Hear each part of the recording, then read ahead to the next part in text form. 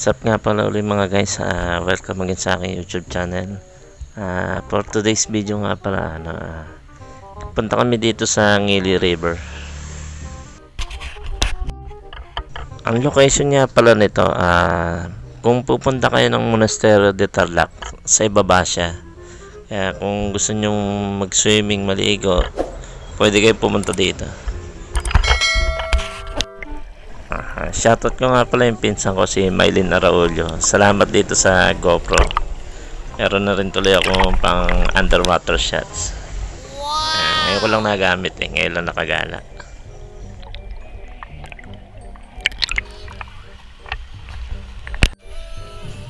Nagpunta nga pala kami dito, hindi peak season, kaya kung mapapansin nyo, wala kami masyadong kasabay.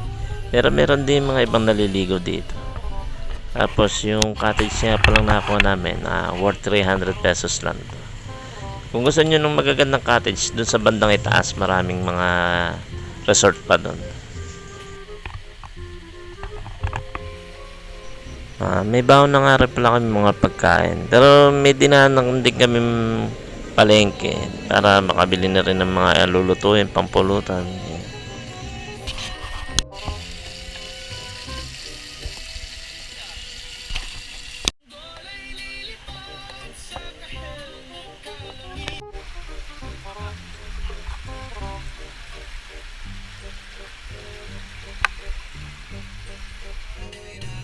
Meron ding nagalok sa amin dito na mga nangongoriente dito sa ilog.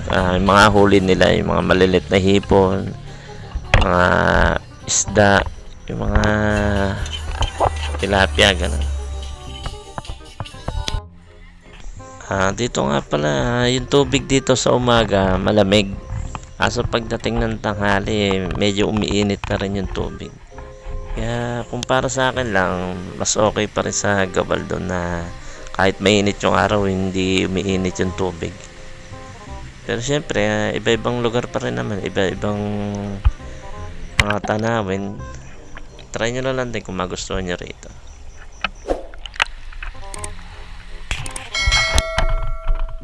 So yun guys, dito ko na rin tatapusin yung vlog ko. Kita-kita na lang ulit sa susunod na outing. Thank you.